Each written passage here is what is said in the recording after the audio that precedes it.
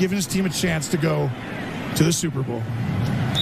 Now they've moved the spot back an additional 5 yards, so 8 seconds left, and a 45-yard attempt by Harrison Butker. Here's Butker for 45 yards.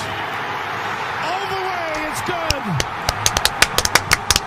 What was your reaction at that very point in time? Oh, we were screaming. 8 seconds left. Chiefs take the lead. 8 seconds to go, launching them back into the Super Bowl. Was your heart stopped? Yes. The whole time I'm sitting there like, my blood pressure cannot take overtime. Please, for the love of God, make this field goal. I was feeling confident. I don't know. Marsh, your reaction when Butker's kick sails through 8 seconds left in the game? Two different things. Let's talk about the Chiefs Super Bowl odds right now, but first do want to cover weather depending on what parts of the listening area you are in this morning. We're seeing different issues. Marsh, what are you seeing this morning?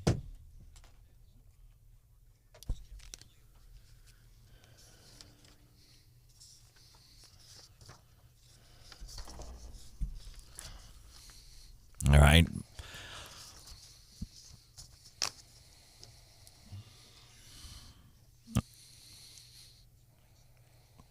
Houseworth, what are you seeing? Yeah, same thing. And the Camden superintendent actually called here, and I spoke to him, and tying in with what John said, it's just treacherous, 14 degrees.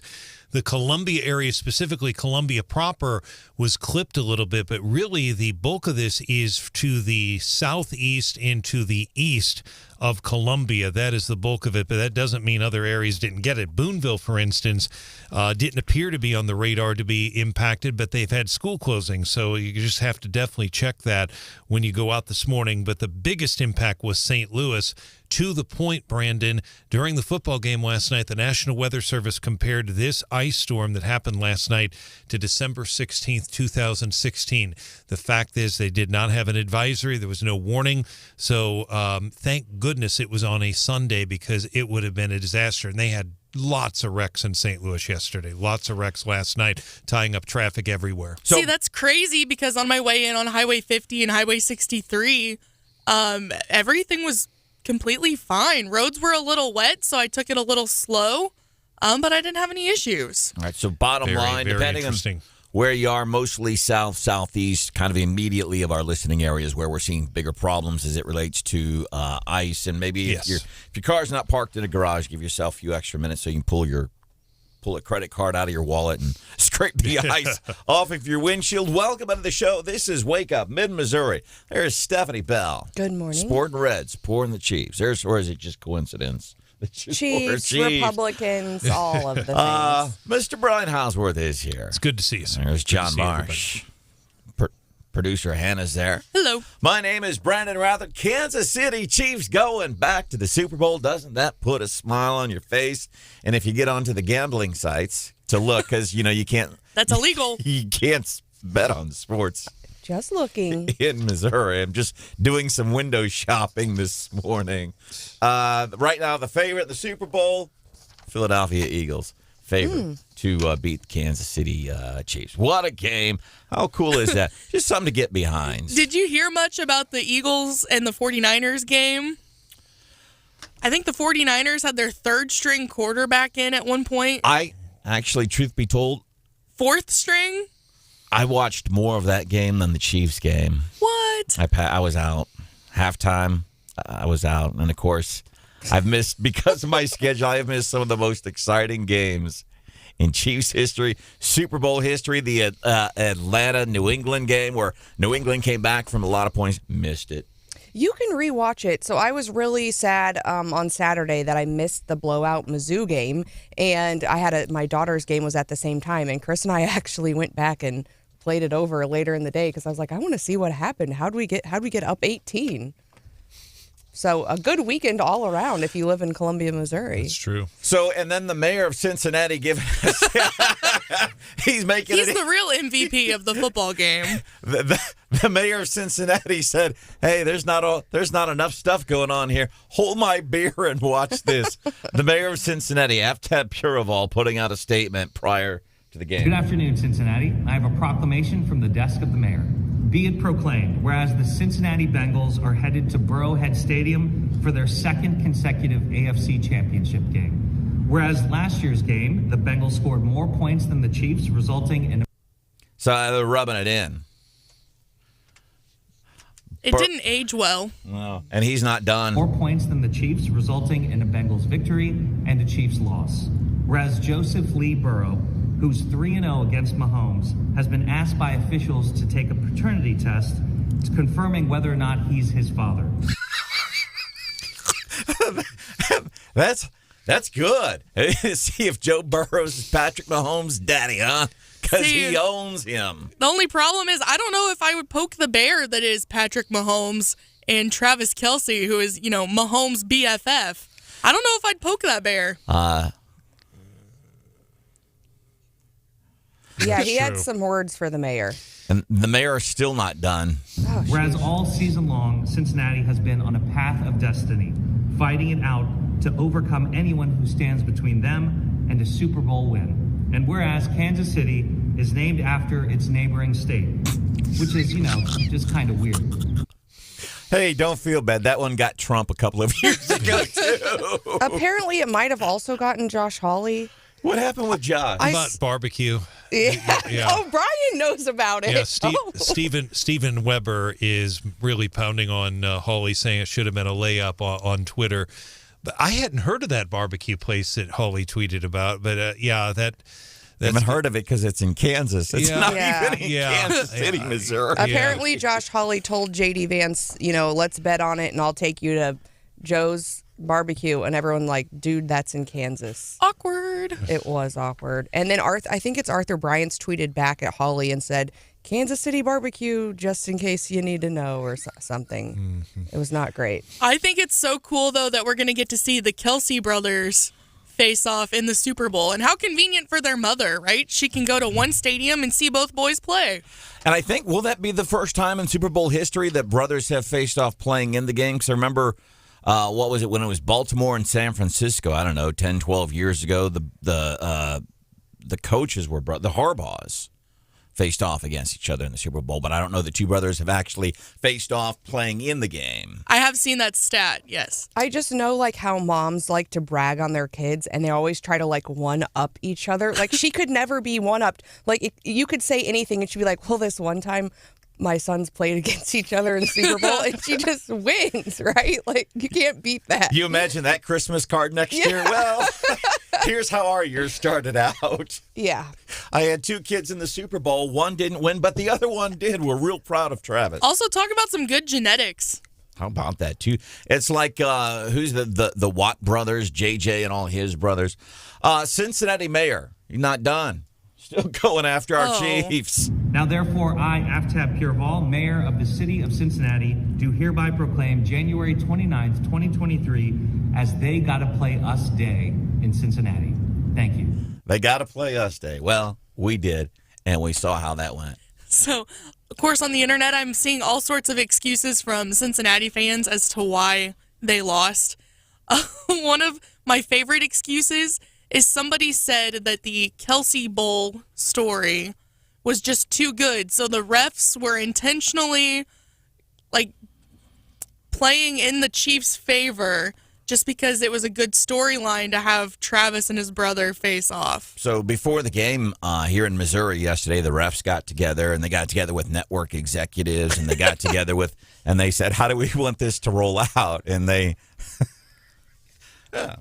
and they all the games are, especially when you get further into the play. The Super Bowl is scripted, too. Chiefs going to win. Line right now has the Philadelphia Eagles winning the Super Bowl. So this was cool. So the Cincinnati mayor and all that making fun of Kansas City, Missouri, and questioning whether or not Joe Burrows is Patrick Mahomes' daddy. Of course, it feels a lot better this morning on the heels of a dramatic victory. Kansas City Chiefs, Travis Kelce on the field after the game. I appreciate you. How about this beautiful trophy? Huh? Hey, I got some wise words for that Cincinnati mayor. Know your role and shut your mouth, you jabroni. You gotta fight. Yeah.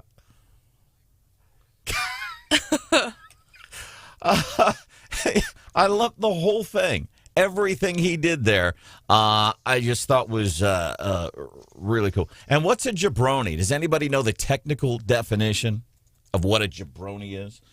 Patrick, Travis Kelce, not done yet. You gotta fight for your right to party!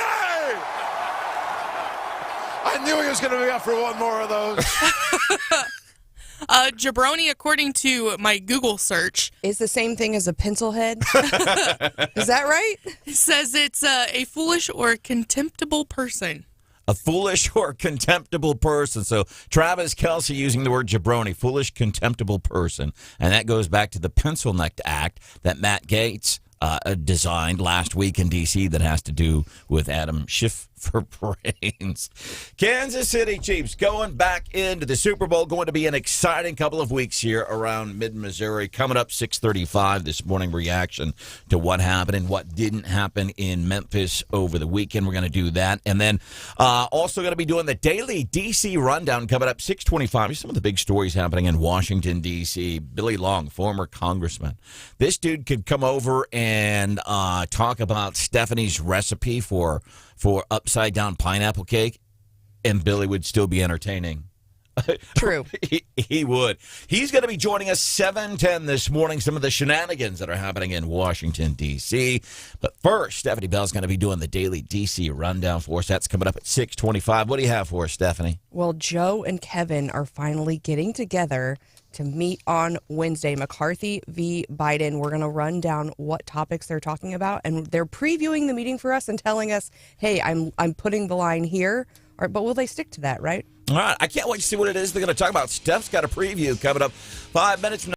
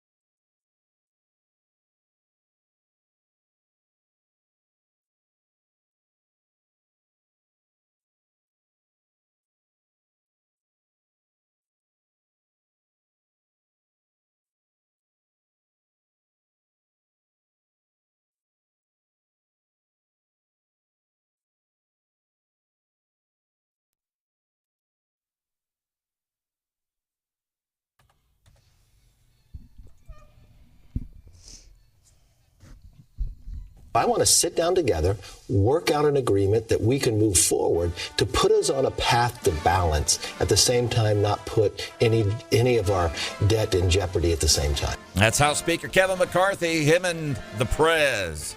Joe and the Prez getting ready to meet. I wonder how that's going to go. We've got some insight for you from Stephanie Bell. That's getting us into today's Daily DC Rundown with Stephanie Bell. Yeah, I think they're meeting just for looks. I just don't see how anything comes of this meeting, but it is scheduled for Wednesday. They've both been kind of previewing the meeting. Of course, in order to get the speakership, McCarthy had to make some concessions to Republicans. And, they want to tie spending cuts with raising the debt limit. McCarthy did say ahead of the meeting there will not be a default, which is, what Joe Biden said is, don't hold us hostage. And the speaker has said Social Security and Medicare are off the table. So what's McCarthy going to get out of this meeting? Will he get Joe to agree to do any sort of spending cuts? I mean, how does he leverage that? I don't know. And I wonder, too, I always wonder what it is that we don't get to see, because the cameras get in there and they're meeting and everything, and they shake and they smile, but what's happening before the cameras turn on? What's happening after the cameras have turned off? Also, we should mention, as far as the RNC race, their official vote happened on Friday, so Ronna McDaniel, who was the incumbent, was reelected as the RNC chair. So those hoping for some change. I do think it sparked some interesting discussions and some topics that I think will be ongoing. So I'm happy for that. Well, Harmeet Dillon, who you see on Fox all the time, she came here on Wake Up Mid-Missouri. She was the one that was giving the current RNC chair, Ronna McDaniel, a run for her money. And she brought up she's like, here are the facts. We've lost this number of elections. We had the failed. We had all of this. We need something different. And she had a very valid argument. Yeah, I think those conversations will continue. Another conversation that's happening in D.C., there's this National Prayer Breakfast, and apparently it had previously been run by a private religious group. There were concerns about it being divisive. Also, folks said, hey, I'm not comfortable about this big public meeting without knowing important details about a large public gathering of elected officials. Like you might ask some questions before you go to a breakfast about what's occurring there. And they said, I'm not comfortable with that. And so now they took over the organization of the breakfast and said, we want to know, what's planned, where the money's coming from, where the money's going, those kinds of things. I am quietly giving you some points, all right, by the way. Nice little backhand there, Steph. Also, Japan and the Netherlands have agreed to a deal with the U.S. to restrict access to materials.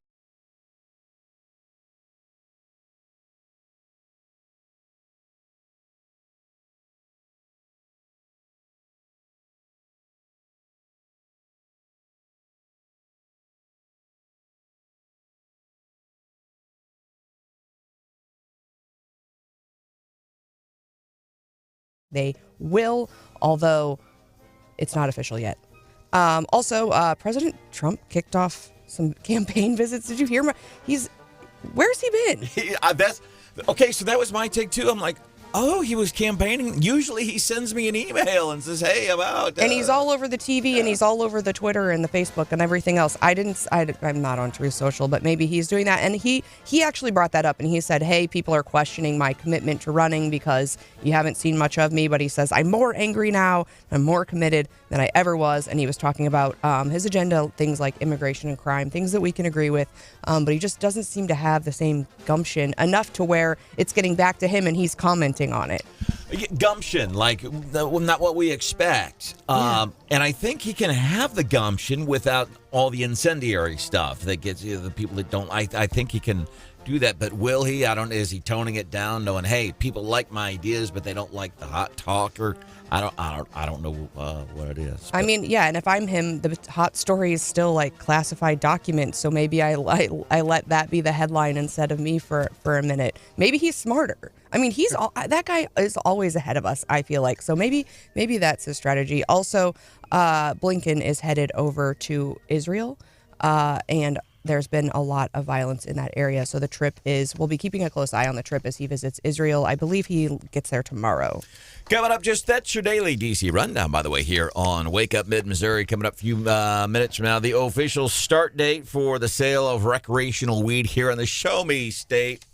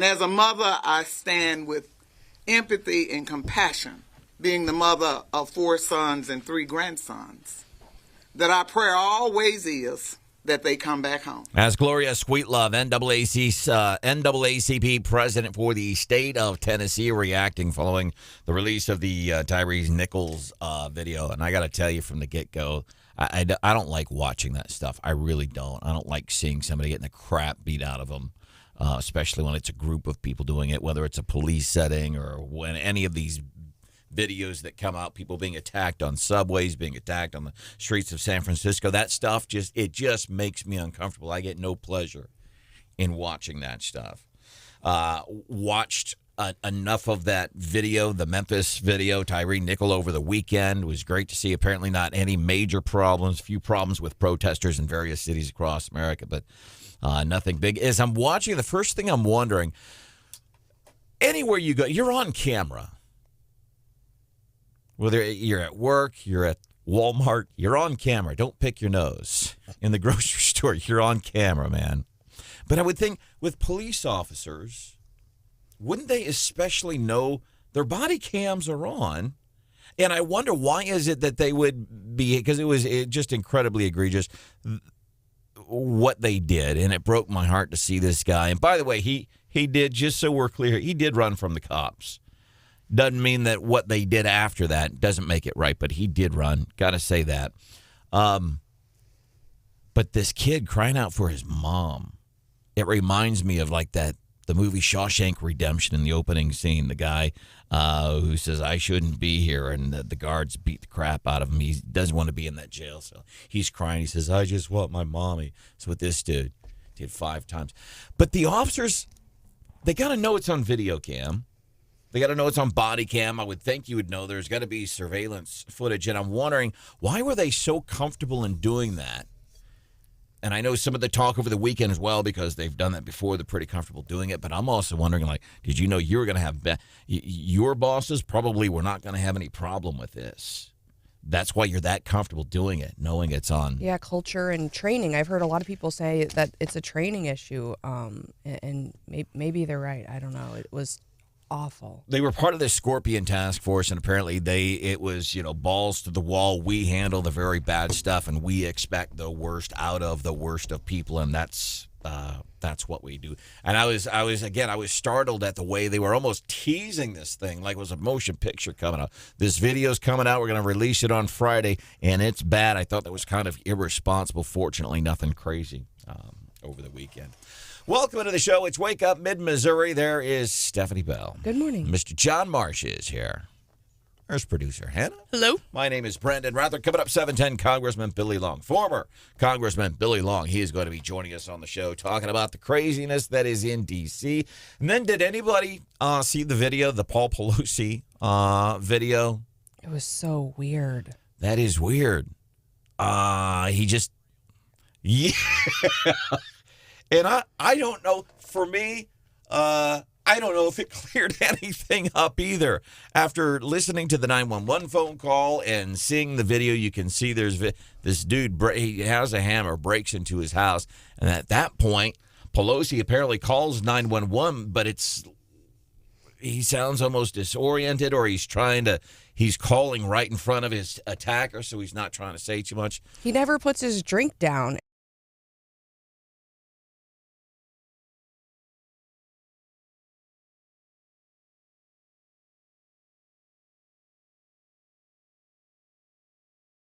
Awful what that man did, but the first part of the video was just, I can't understand what's going on. That's why I said I don't know that it cleared a whole lot up for me. So then later, this David DePape guy, he calls into a San Francisco TV station from his jail cell. Freedom of liberty isn't dying, it's being killed systematically and deliberately. The people killing it have names and addresses. So I got their names and addresses so I could pay them a little visit. Have a heart-to-heart chat about their bad behavior. I need to visit these lawmakers and have heart-to-hearts about their bad behavior. And that's the stuff that's going to give a bunch of political factions a bad name. Again, I always go back to, what about just crazy? He's just crazy. It's not just politics. The dude, see, you got to start at point A. Dude's crazy to begin with. It's like when you look at why did he go and unload his AR-15 in the workplace? Because he was crazy. It wasn't just about a $100 bill. We've learned about one of the San Francisco shooters over the weekend. Apparently he was set off because his workplace was billing him $100 for some equipment he damaged at work. Oh, is that why he got upset? Oh, he got upset because the dude's just crazy, I would think. Like crazy when you're lying on a date about a vaccine. It's been a week of weird videos, but I also saw that Project Veritas video last week, and the guy said, I was just lying on the date because I was trying to impress someone. It's like, yeah, when I go on dates, I always lie about mutating a virus to impress other people. But my favorite, it has been folks saying, hey, if your date ever seems really over interested in your job, it's probably James O'Keefe. It's not your date. So just be really careful. Yeah. It's there's a lot of crazy out there right now. That's for sure. Speaking of crazy, Elizabeth Warren. A nice segue, Elizabeth. I know. But actually, kind of one of my points here is she's being asked, should Joe Biden run? Spoiler alert. So Joe Biden would be 86 when he'd be running for election. 86 years old. Yeah, and it's going so well so far. And besides the age thing, yeah. But she is all in for Joe. He should run again, and he is running again, because he has gotten a tremendous amount done. It's been 2 years. He's had the skinniest possible majority in the United States Senate and only a very small majority in the House, and yet look at what we've done. I'll pick one that I just love. Besides the Inflation Reduction Act, which is the first time we've raised corporate taxes in 30 years, we also got the biggest climate package we've ever gotten. It goes into effect right now, the $35 cap for seniors on insulin. Think about these things. Seniors are not going to have to spend more than $2,000 a year on prescription drugs. But look at the CHIPS. This is how I love to say this, Bill. The CHIPS and Science Bill. When I ran for Senate. So she's saying all these things like they're all good things, and the climate stuff and all. And she sounds, frankly, like she's too excited about that stuff. She's too excited about an 86-year-old dude who's done a very poor job, who doesn't know what's going on. She sounds way too excited about that. She sounds way too excited about Joe running for president. She sounds like she should be hosting a cooking show on the TV. She just sounds too rambunctious about this stuff. A decade ago, I said one of the things I think we need to do as a nation, we need to double our investment in science. That is exactly what we did last summer, and Joe Biden signed that into law. He showed he's willing to wade into the fights. He waded into the fight on student loan debt for 43 million Americans. Now listen to the next question she gets asked, because all of a sudden she doesn't sound like she should be hosting a cooking show on the TV anymore. That old in a second term, that vice presidency becomes even more important. Should Kamala Harris be his choice the second time around? I really want to defer to what makes Biden comfortable on his team. I've known Kamala for a long time. I like Kamala. I knew her back when she was an attorney general, and I was still teaching. But so she's all in on Joe, who would be 86 years old. Kamala Harris. Well, I think I'll defer. I mean, that's my standard answer when people ask me about candidates, and I'm not supporting that person. I'm like, I really like them as a person, but that's the first. But they're not who I would support in this particular race. Here in Missouri. So there's a lot of things happening in Jefferson City. We are going to cover some of this stuff, ways to making it tougher to get initiative petitions going. Recreational marijuana, we have the official date.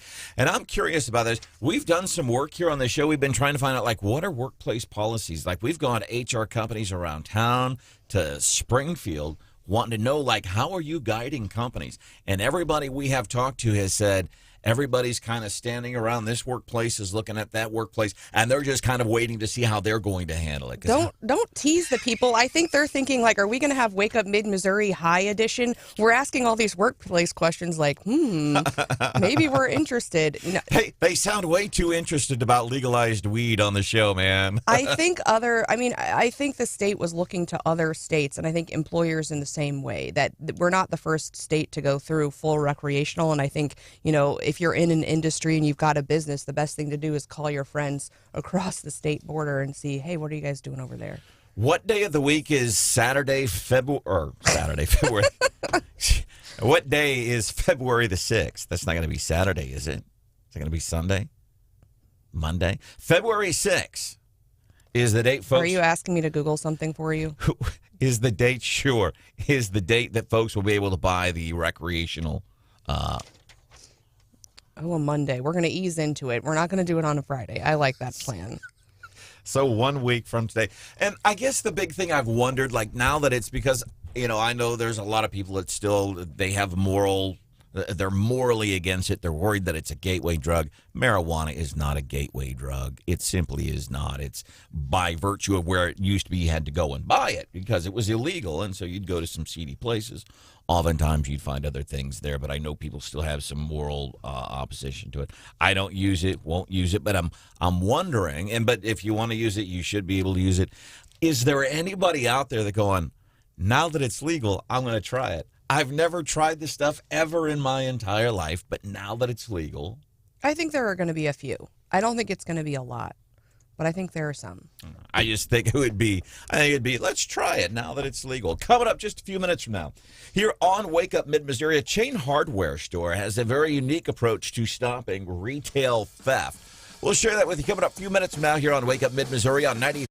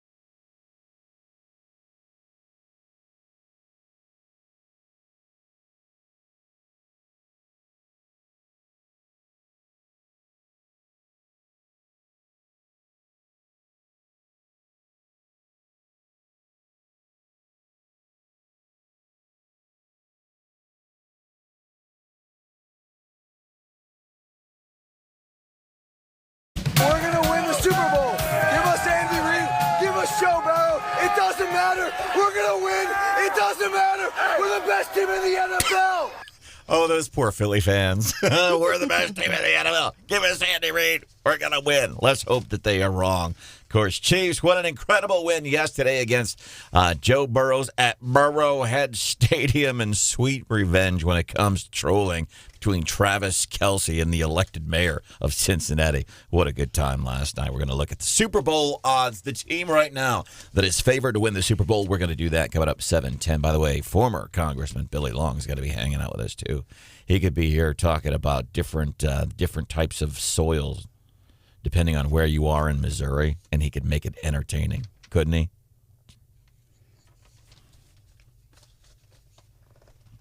Oh, yeah, he might. He's here at 7:10. Craziness in D.C. because he's got some interesting insight, and now he can really cut loose.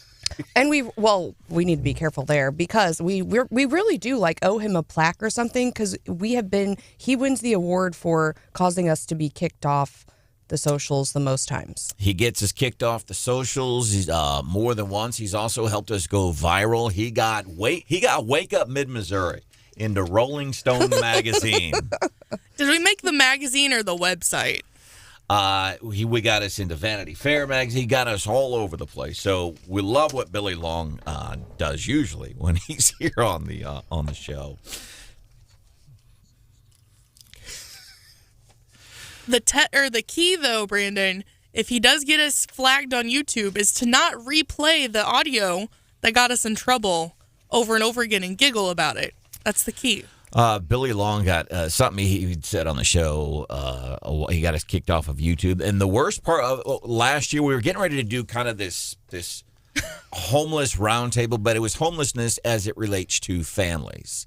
And we were doing, it was going to be a YouTube-only event. And we got kicked off of YouTube right before we were doing this very important community-oriented event for Mid-Missouri. Well, the thing is, we just got a warning after our interview with Billy. And you did not heed the warning, and by replaying clips from the interview and giggling about it, that's what got us kicked off. So we'll see what happens this morning.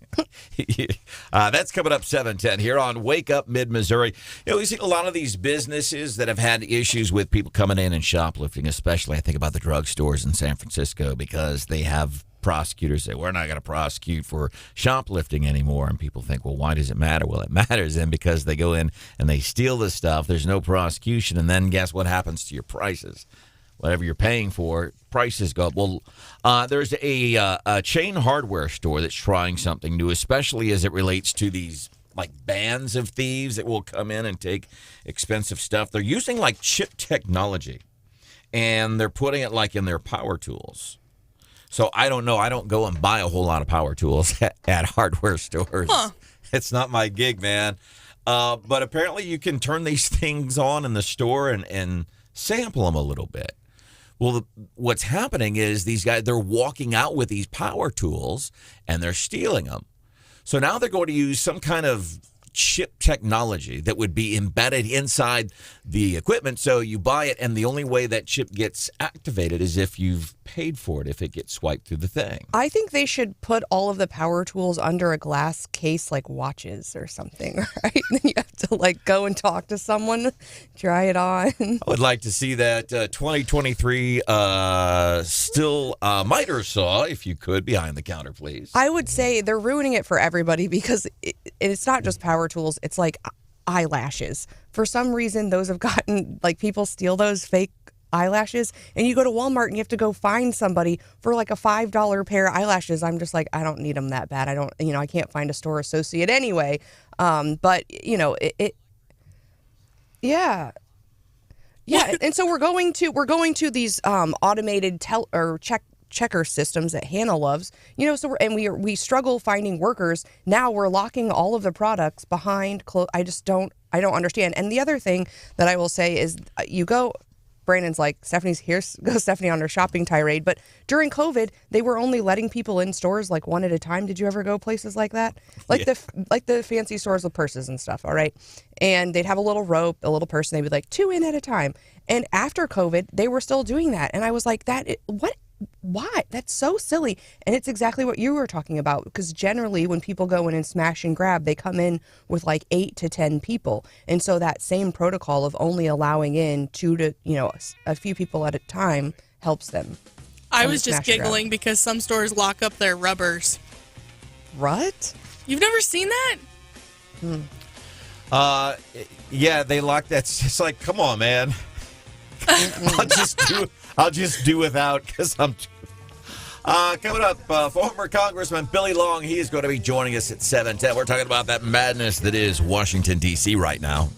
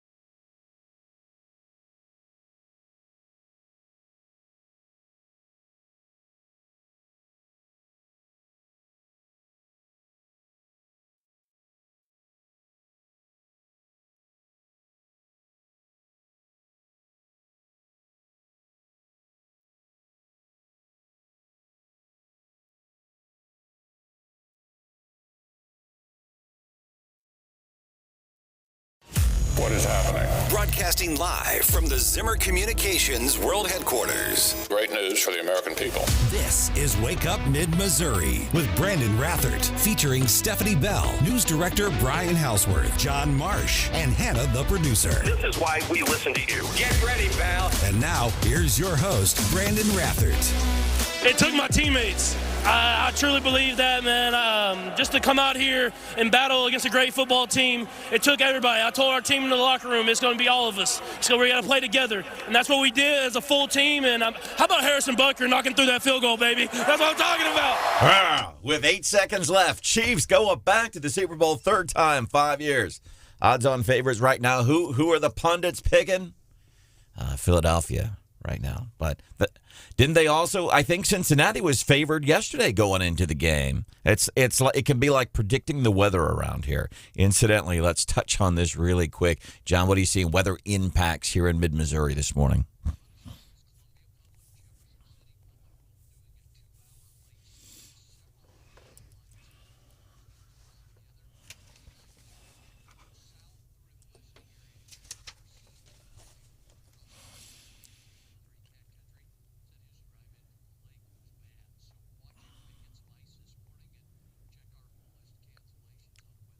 KWOS.com, 93.9, TheEagle.com. Welcome into Wake Up Mid-Missouri. I am Branden Rathert, joined by John Marsh, Stephanie Bell, Brian Houseworth, producer Hannah, former Congressman Billy Long, former U.S. Senate candidate Billy Long, joining us on the show this morning. Always great to have you with us here on Wake Up Mid-Missouri, Congressman. I want to ask you now, not quite a month removed from the shenanigans in D.C., you watch what's happening there today. What is the one thing this morning that's just really getting on your nerves as it relates to Washington, D.C.? Well, it's just the dysfunction up there. It's, they talk about gain of function in China, that Fauci did that research, and we have a gain of dysfunction going on in Washington, D.C. And John Gizzi is writing an article for Newsmax, and he asked about my take on Kevin McCarthy. And I told him, John Boehner, when I got sworn in, we had I think it was 246 Republican seats. It was a huge wave, 87 new Republicans that year, only 9 new Democrats. But we couldn't pass gas. I mean, we couldn't get anything passed. Couldn't get 218 votes on anything. So Boehner failed. He quit early. He left midterm. And then Paul Ryan comes in. Paul Ryan fails miserably. He announces a year before he left that he was leaving, which was an interesting dynamic and very poor form, I thought. And I wish Kevin the best. He's the hardest working guy in D.C., maybe with the exception of our own Jason Smith. Between those two, and they're kind of a tag team. They do everything together, but both those guys work tirelessly. Kevin's a proficient fundraiser, so I wish him well, but I hope things don't happen in threes like they say with 3 failed speakerships. All right, our guest, former Congressman Billy Long, former U.S. Senate candidate, used to rep Southwest Missouri. When he references Jason Smith, he's talking about the congressman that reps Southeast Missouri. Kevin McCarthy is supposed to be meeting with Joe Biden today. You just talked about McCarthy, in your mind, one of the hardest working guys in D.C. Does he go in there seriously with an open mind and seek to understand first with Joe, or do you think Kevin's going in there and he's just, nope, I'm ready to do battle? I mean, what's the reality of what happens in situations like this? It'll be a big nothing burger. They will come out of there with nothing good on either side. They may, put a little lipstick on the pig and say that, they got some things accomplished and they're going to work hand in hand. But Joe Biden has no intention at all of working with the Republicans. And Kevin McCarthy, he's got his agenda that he's pushing. It's and the freedom cause, all this. I told Mark Alford, your congressman, that I said, you voted for speaker 15 times. I only voted 6 times in 12 years for speaker, so you're more experienced than I am voting for a speaker of the House.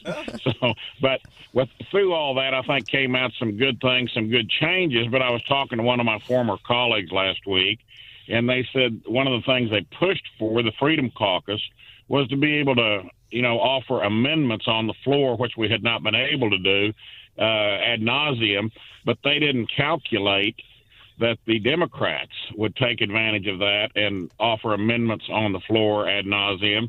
And so the Democrats are putting on these bills we've already had, the Democrats are putting poison pill amendments on the floor and passing them. And so then our Republican colleagues, a lot of them can't vote for it, so the legislation's going down. So it's not as easy as it seems to move to the right and, allow more amendments and things like that. So there's a lot of, like they say, about legislating, you don't want to watch it being made, you don't want to watch sausage being made.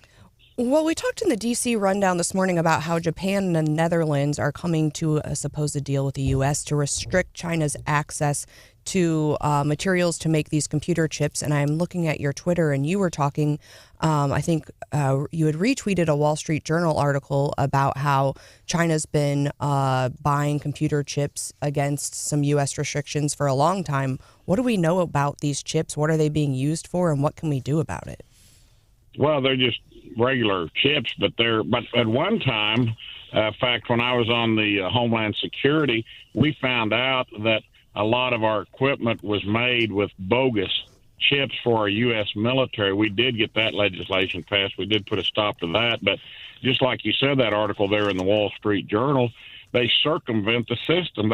They're not supposed to be able. We're supposed to be restricting them from buying these chips, but they have been for years, and hopefully this relationship with the Netherlands and Japan will curtail that. And we have to bring chip manufacturing back to the United States. I know in Arizona that they put in a plant down there, and this stuff doesn't happen overnight. I recently bought a new vehicle. They gave me a fob, and they gave me a little thing that looked like a bent piece of metal, looked like an Allen wrench kind of. And I said, "What's that?"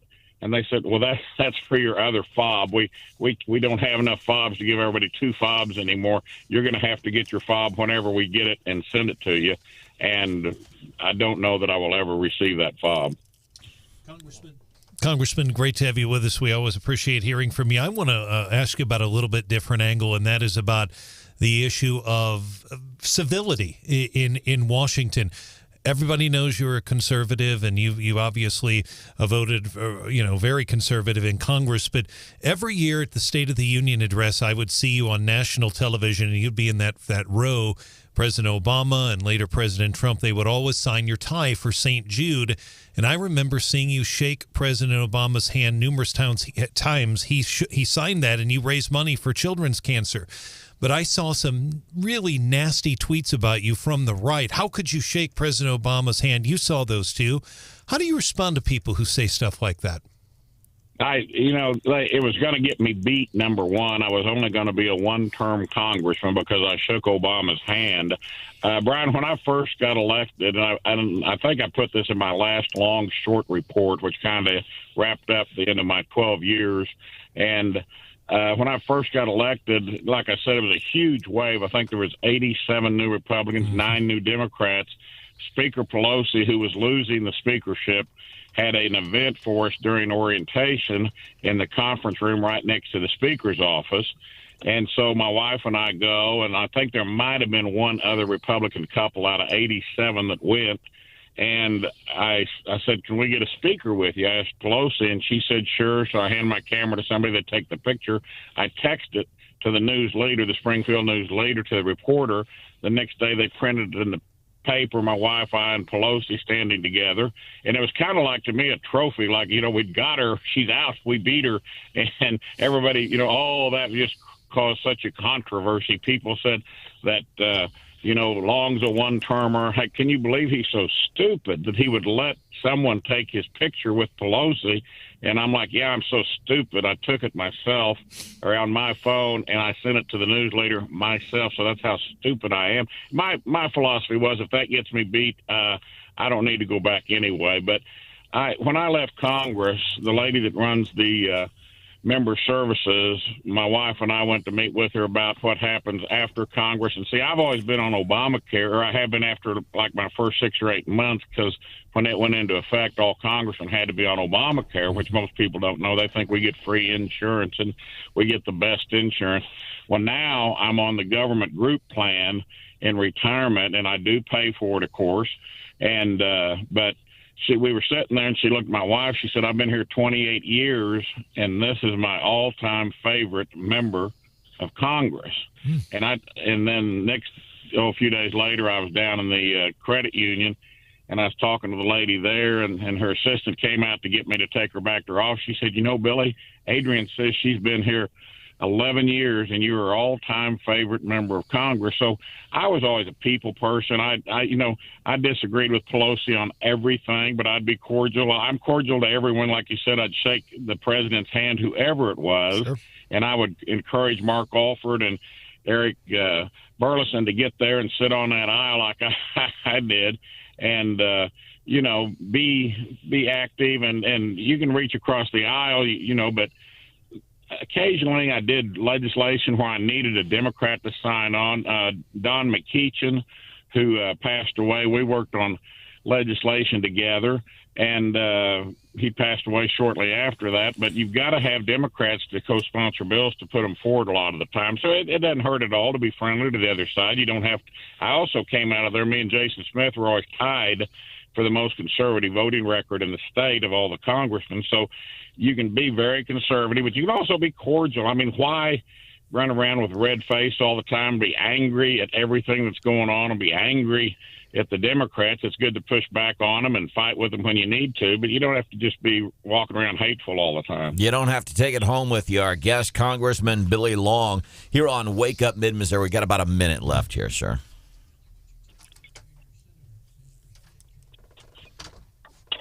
Yeah, I think he's kind of had a rough start. He tried to force his way on the judiciary, which wasn't a good thing. Marshall Blackburn and Tommy Tuberville didn't appreciate it at all.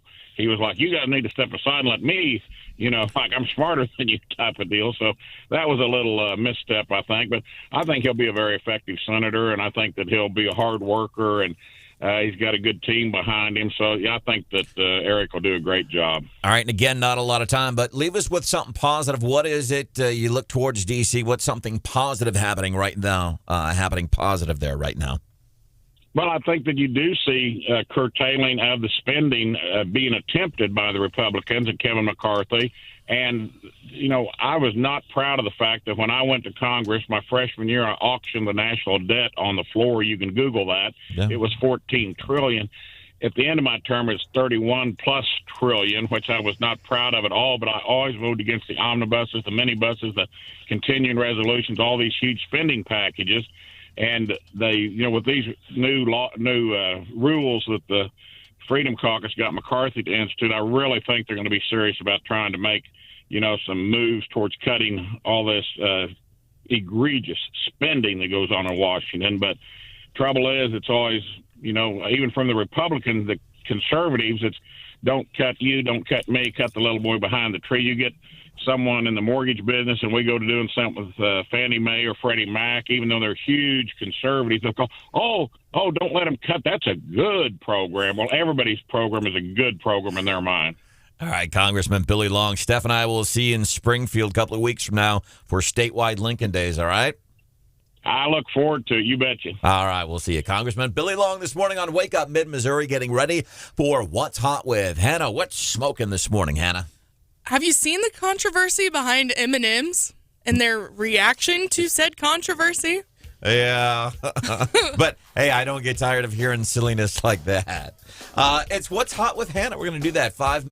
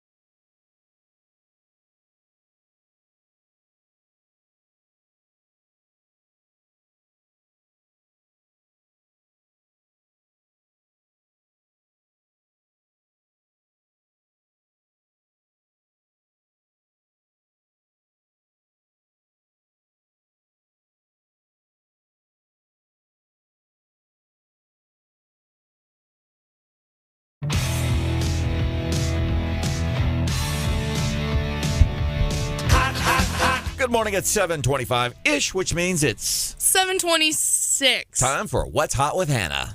You might have remembered from last year the big controversy surrounding M&Ms, the candy.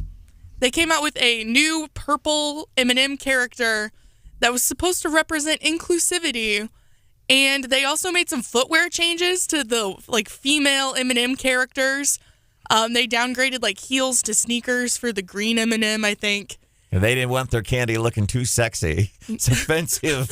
It's offensive to the people that eat the M&Ms. And people like Tucker Carlson were really bothered by it, I guess. Made claims that, they were just trying to make all their characters super androgynous.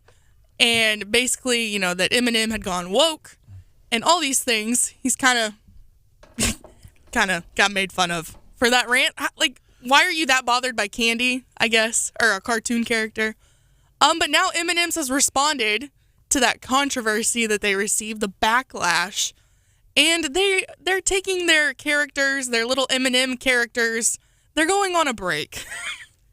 Ridiculous. They're not completely, they haven't said they're completely retiring the little talking M&M characters, but they're pursuing other passions, is what the website said. So instead, they're revealing a spokesperson, which is Maya Rudolph, and these commercials are everywhere. Have you seen them yet? I have not seen them yet. So we have YouTube TV at my house, and it seems like every other commercial is Maya Rudolph talking about M&Ms. The who was the other one just recently? The A&W Bear. He's the spokesperson or whatever for A&W restaurants, which we have one in mid-Missouri in Boonville. We have an old-fashioned A&W restaurant, but their spokesperson is it's a bear, but he's never worn pants because, it's a bear. Like Winnie the Pooh.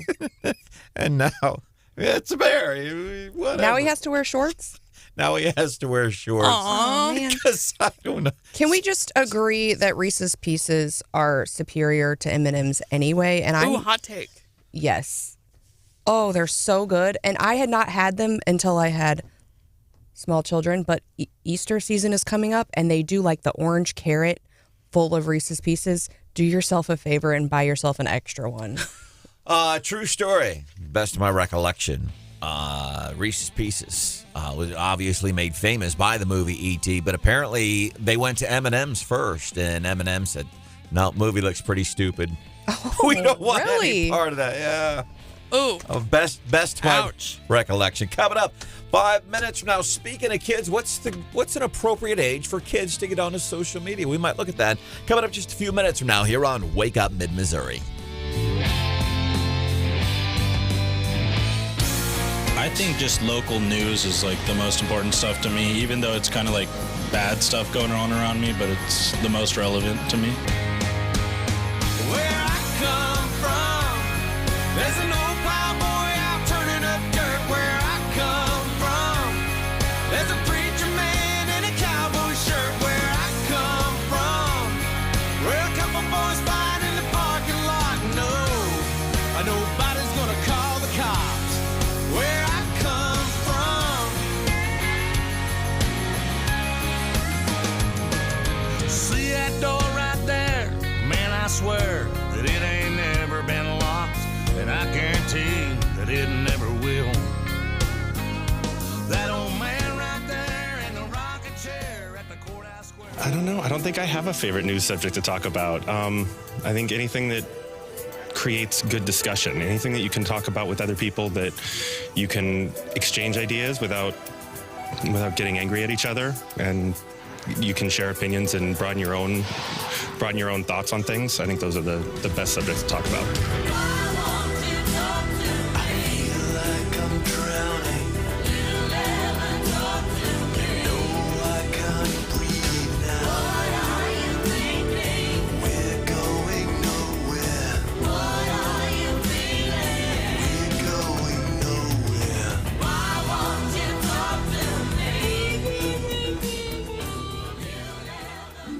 My favorite news subject to talk about is probably the environment. I think people don't take into account what's going on in the world right now and all the pollution that's happening, especially in our oceans.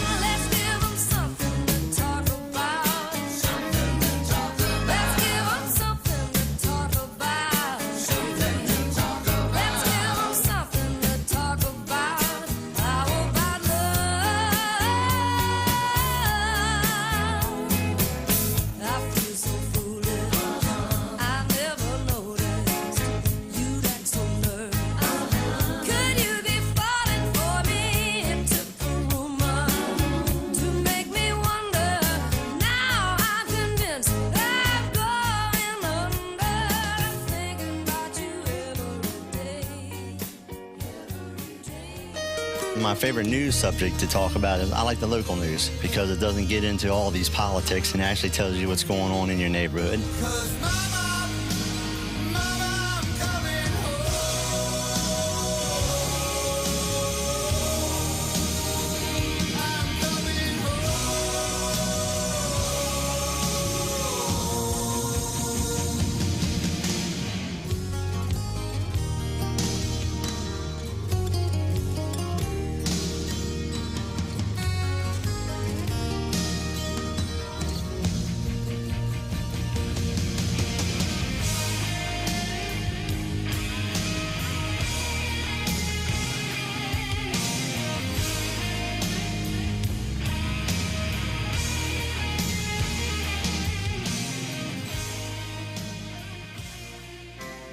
My favorite news subject to talk about is politics with history mixed together.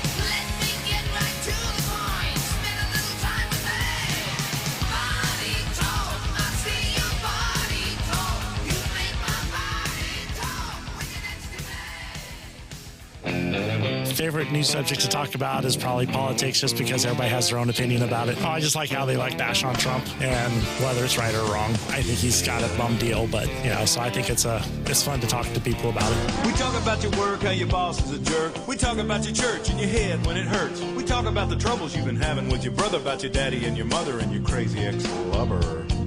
We talk about your friends and the places that you've been. We talk about your skin and the dimples on your chin, the polish on your toes and the run in your hose, and God knows we're gonna talk about your clothes.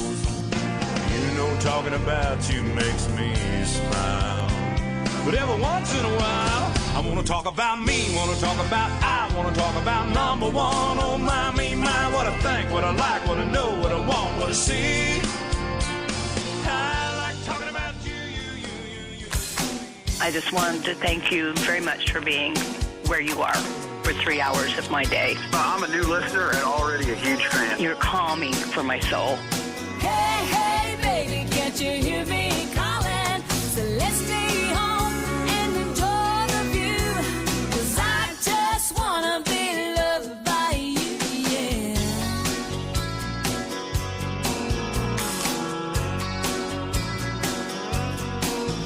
Don't answer the door, don't answer the phone. Let's tell the world to leave us alone. 'Cause I just wanna be loved by you. Baby, just you.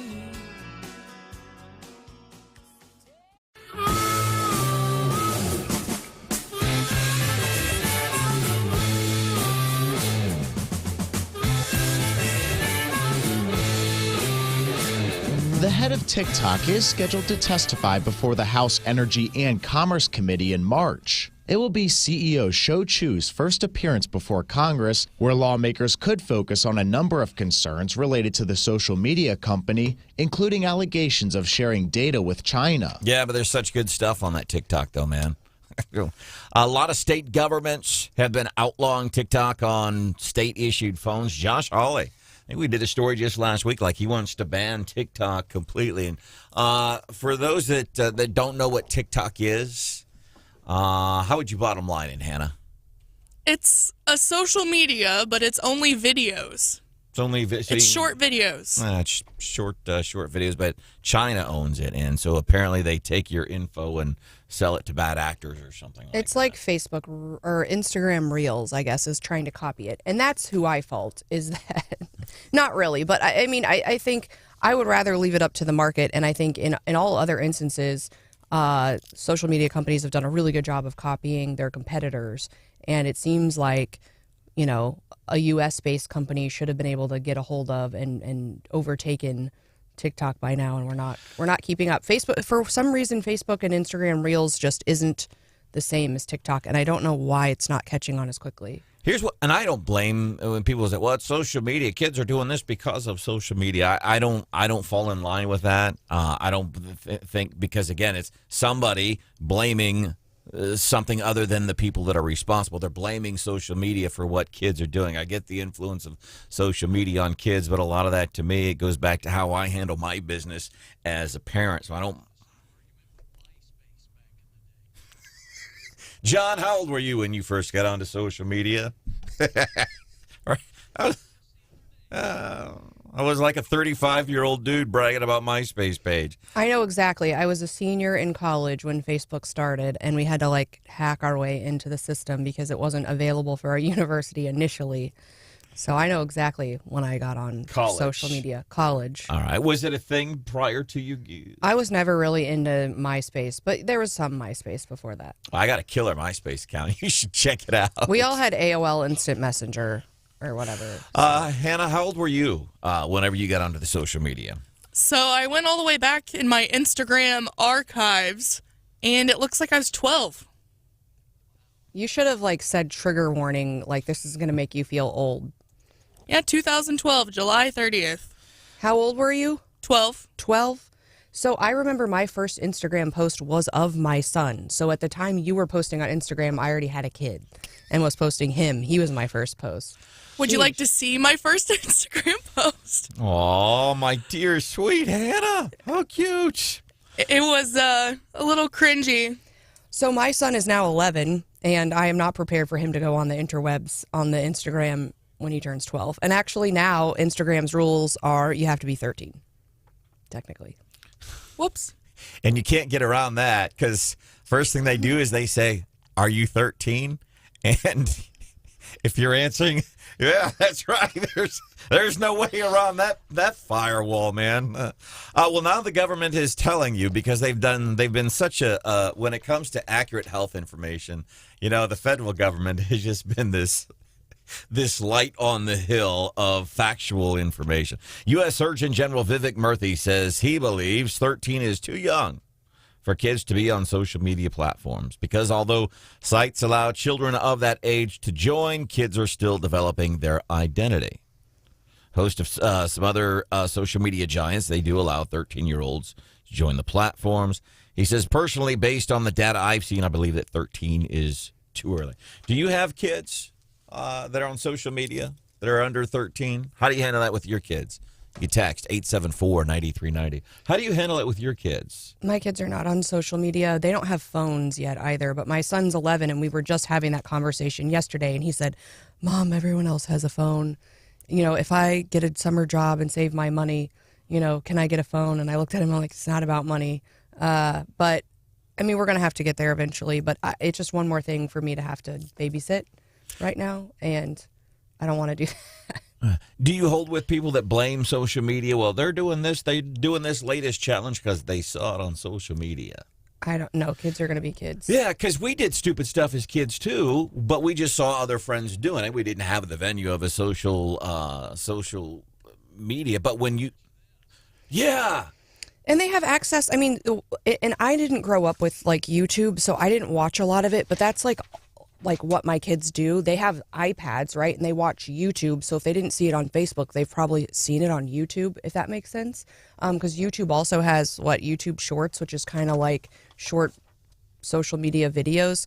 So, yeah, I mean, I think, if you ban TikTok, they're going to find, China aside, they're going to find They'll go on to the next thing. Oh, for sure. And the next thing. I feel like most schools are teaching internet safety to pretty young kids. Stephanie, would you agree with that? I would, no. No? No, I would not. And we've learned a little bit because, I'm going to out some things, but okay. Go ahead. So, your foot's in it now, Steph. Yeah, I would say it frustrates me that, so the kids have Chromebooks that were issued by the school and they don't do anything on paper. Everything is on that computer. And I'm like, you don't write, you don't type, you don't whatever. And everything is cloud-based. Everything's online. I was asking Drew to help me with something. I'm like, well, just put it in a Word document. And he goes, Mom, you mean a Google Doc? And I was like, whatever, same thing. It's like talking about WordPerfect at this point. He looked at me like I had two heads. But I do think we're teaching kids to be on a screen all day long. And I think that's what they're doing, which, in middle school, I didn't have a computer, I don't think. And I certainly didn't do every single math on a computer. I did it on a worksheet or something on a piece of actual paper with a pencil. So I think the schools are training the kids. If we talk about digital detox, don't be in front of a screen, don't be on your phone all the time. That addiction that you get from social media and being on screens, I think the schools are perpetuating it. And apparently, while some things are blocked on the school internet, if you bring your computer home, most of it I think still blocked, but not everything is blocked. So there's been some things where I'm like, well, try to search that, and it does come up, and it's nothing bad. It's like a business website. I said, hey, search Lakeside Ashland, and it came up fine.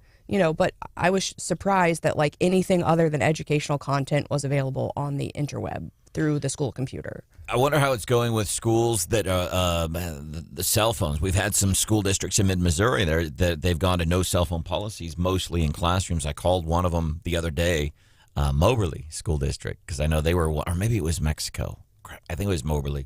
Anyhow, called. First thing I did, I said, hey, I'm checking out. I have some questions for administration. They said, okay, can we get your name and number? And I said, I'm Branden Rathert from Wake Up Mid-Missouri. And the person answering the phone there at the school was like, uh-oh. Why is Wake Up Mid-Missouri calling this school district? He's Brian Houseworth. But I asked them how their policy's been going with no phones. They said it's been going pretty well. Sure, there was some uncomfort at first, but everybody's pretty much gotten over it. 874-9390 off the text. We have a daughter who's 14. I am friends with her on social media accounts, and I do random checking of her phone. We also talk a lot about internet safety. Brian says, I've got 5 kids. Dude, you're a hero. Rule in our house is there has to be a need for both a cell phone and or social media, but no one younger than 16 for social media. Even as an adult, has anybody done this? You've posted something on Facebook, and then you're going back to check to see how many likes or how many comments you got on your thing? Sure. Yeah. So, and kids are doing that, and apparently the argument is from a lot of doctors, kids, because they are so impressionable, they're tying that into their self-worth based on how many comments, how many likes, how many whatever did I get. Instagram at one point was beta testing a version of the app where you would not be able to see how many likes a post had. I think maybe the number was hidden to everyone except the original poster. But I haven't heard anything on that in quite some time. I don't know what came of that. But that's not really the social media platform's fault. It's like consumers, because what we know are these folks who are getting all the likes and the folks that are doing it. You've got young women and young men out there. What they say, the latest Alex Earl video, if she does one endorsement, she can do like a 30-second video on TikTok and get paid $40,000 for one video. These people are making millions of dollars and are turning it into a business.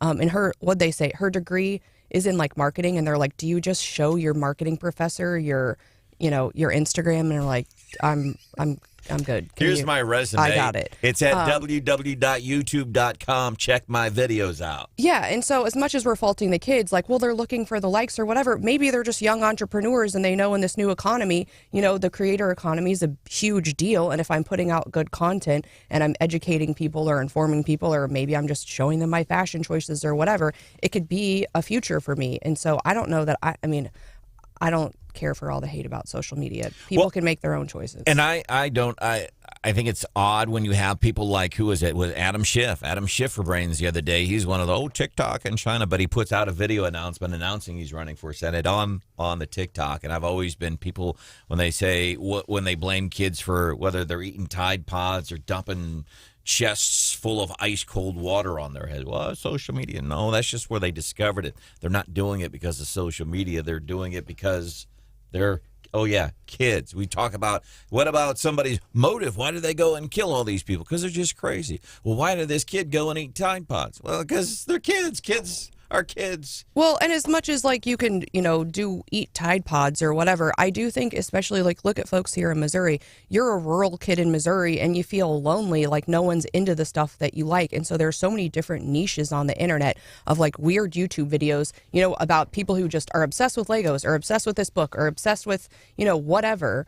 I think a lot of people can find, and you can talk about whether that's bad or good, but a lot of people can find, a niche and that feels relatable on the internet that maybe they don't get in real life. And, I think in that way it could be helpful to some folks. On the topic of Tide Pods, because, I got to stick up for my generation here, right? Because unfortunately Gen Z was the Tide Pod generation, which is embarrassing.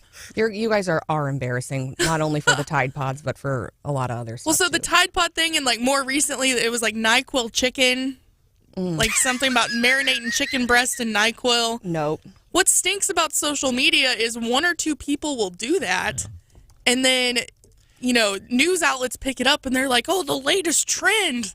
Not really. It was just like one or two idiots. See, my people lately are obsessed with, I guess Tom Hanks was on, he was on one of the late night shows and apparently was talking about having a glass of champagne and it was like not fully drunk and somebody put Diet Coke and he's like, yeah, Diet Coke and champagne. Everybody's been trying it. And I'm like, no, not, what did they call it?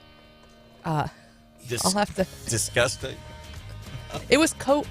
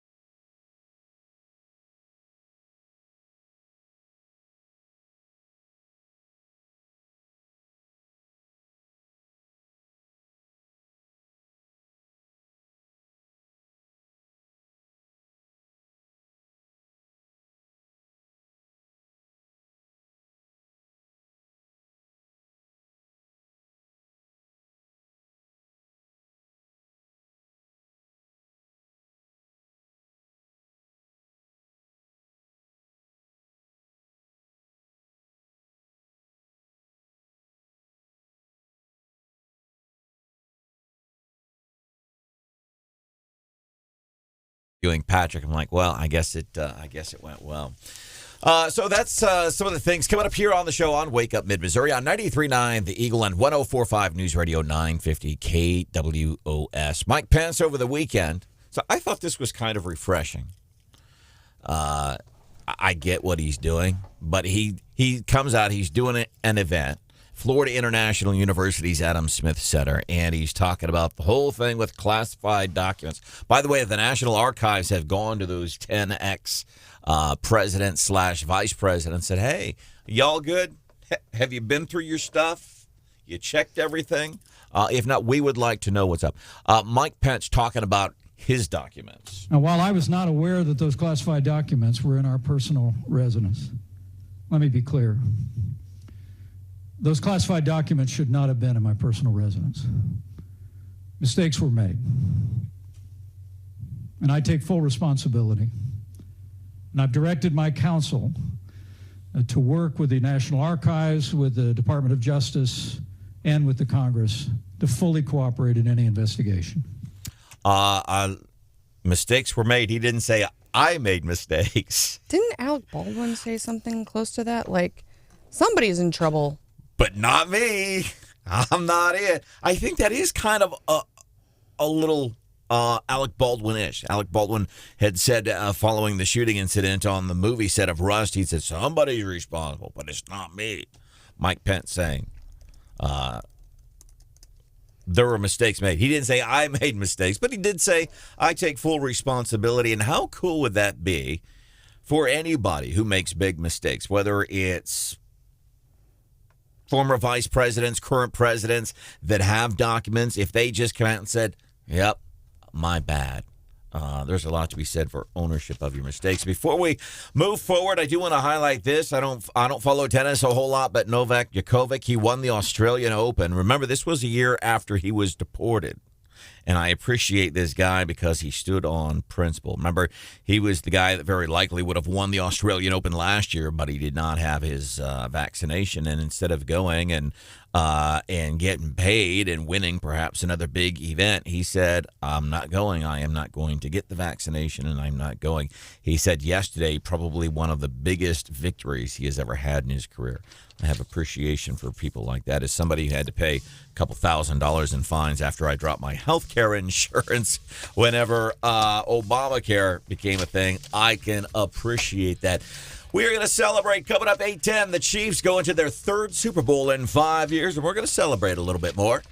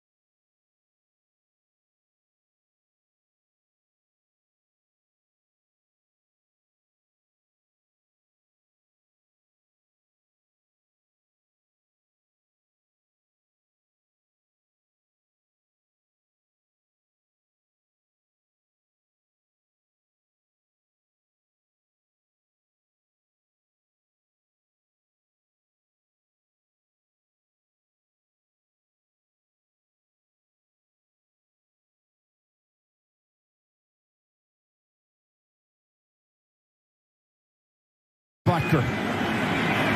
Here's Butker. For 45 yards. All the way. It's good. What was that moment like for all y'all? I was screaming, for sure. Hannah? Same. Relieved, also. Marsh?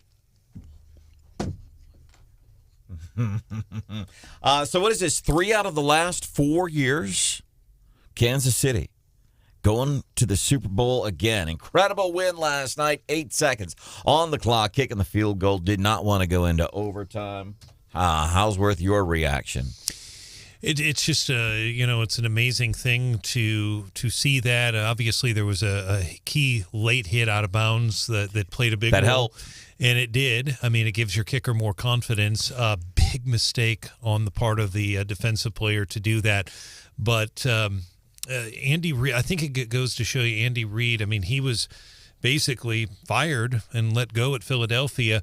And a lot of people thought that his career, some thought it was over. Of course, he used to be an assistant here in Columbia. I mean, he was a Mizzou Tiger assistant coach. And look at what he's done. People thought his career was over. Some did. And what he's done there is really amazing. And it started with getting Mahomes from Texas Tech. That was the key. Did you, whenever Butker pushed that field goal across, did you throw your plate of wings up in how did you react? I was actually listening on the radio. I prefer the radio version. But yeah, it was pretty amazing. But hats off to the Bengals. I think that Mayer, his comments probably were I'm sure the team probably thought the Mayor shouldn't have said what he did, because that really seemed to upset the Chiefs players. Do you think it's going to go down as like a jinx now? Like, please, Mayor, don't do that in the future because you jinxed us. It made for a great moment on the field following the game. So, in case you hadn't been following the shenanigans, Cincinnati Mayor, his name is Aftab Purival, and he roasted. I'll tell you what he had to say about our boy Patrick Mahomes. It was actually pretty funny. More points than the Chiefs, resulting in a Bengals victory and a Chiefs loss. Whereas Joseph Lee Burrow, who's 3-0 against Mahomes, has been asked by officials to take a paternity test confirming whether or not he's his father. Whereas all season long, Cincinnati has been on a path of destiny, fighting it out to overcome anyone who stands between them and a Super Bowl win. And whereas Kansas City is named after its neighboring state, which is, just kind of weird. Now, therefore, I, Aftab Purival, Mayor of the City of Cincinnati, do hereby proclaim January 29th, 2023 as They Gotta Play Us Day in Cincinnati. Thank you.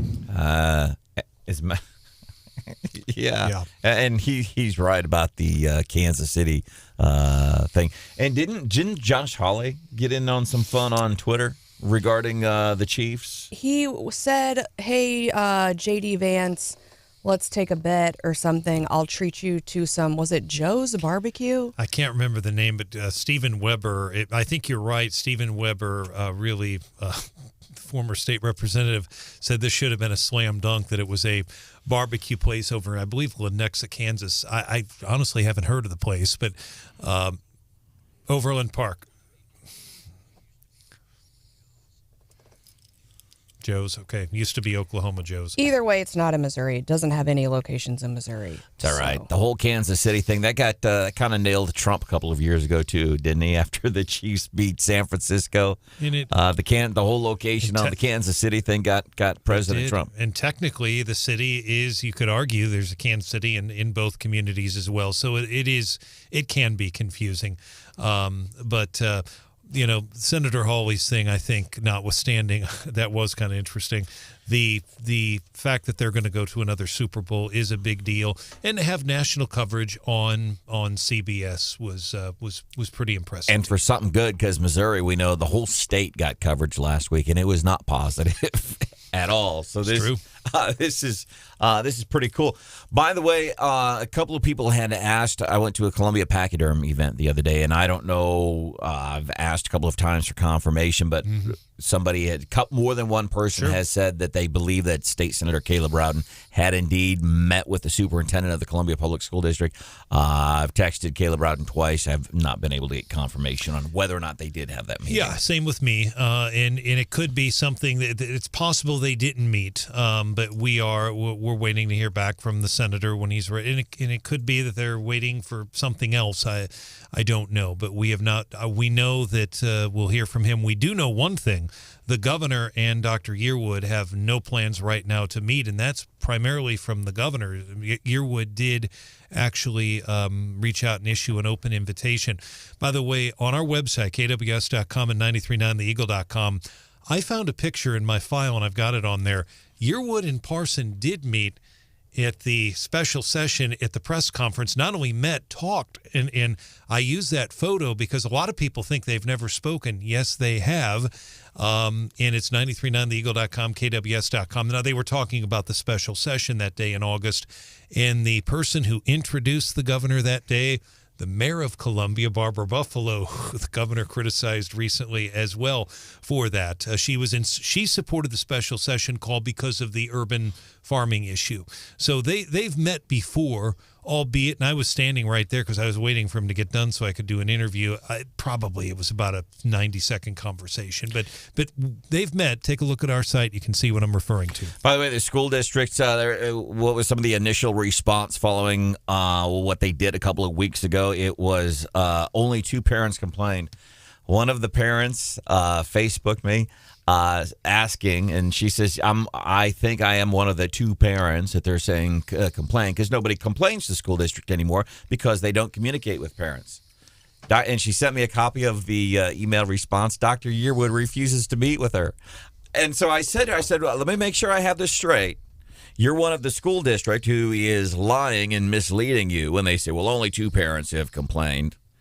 You're one of the 2 that's complained, and you're sending me this email response. He won't talk to you. And he says, we're not going to meet. He says, because in the past, because of our past dealings, we're not going to meet. So that's a parent complaining, and now we got 2 phone calls the morning after on our show. Well, and see, there's something about that. And again, that's what the parent is saying. But if you go back to the original release from CPS, they make it very clear in there that Dr. Yearwood is working and listening to those 2 parents to hear their concerns. That is in there. That is in the press release.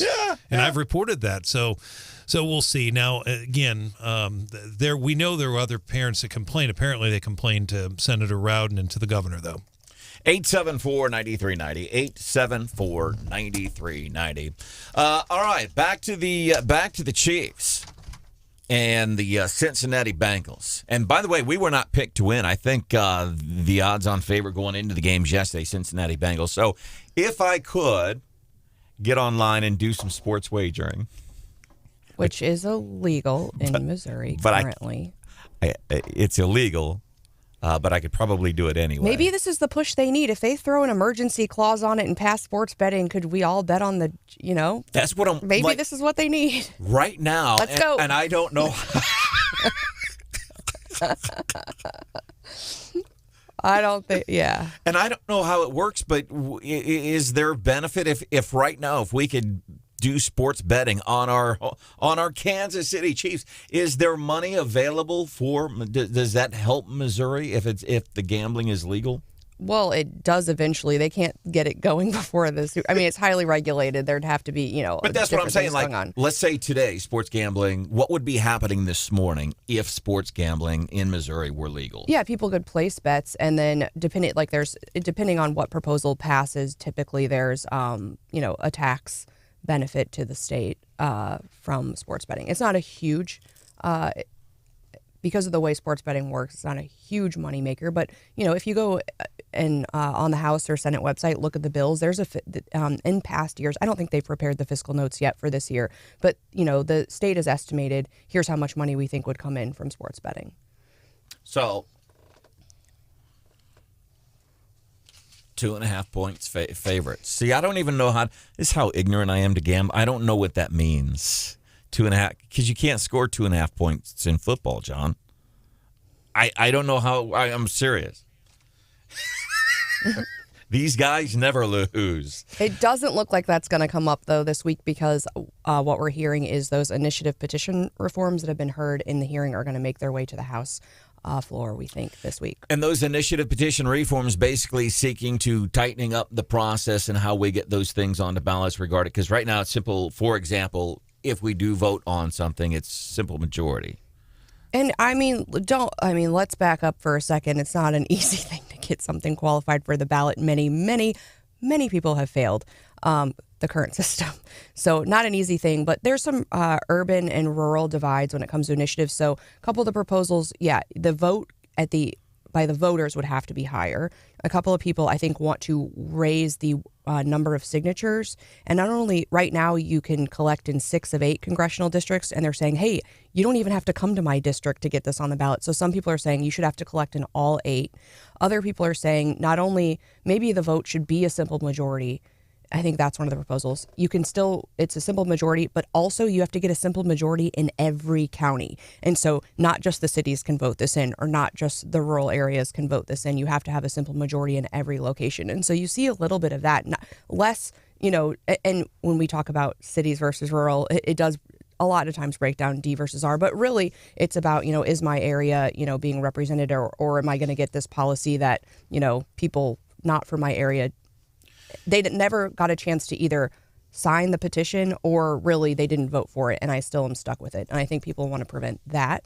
But the legislature hasn't been getting a whole lot done lately, and the initiative was a power reserved to the people initially in the state constitution, and that's what they decided. So ultimately, though, what people need to know is it will ultimately be the citizens' decision whether or not they want to amend their own initiative process. And so what people are saying is, all those initiatives that are out there right now, this reform wouldn't affect how we do initiatives in 2024 because we would have to vote on those changes in 2024 and then they would come into effect in 2026.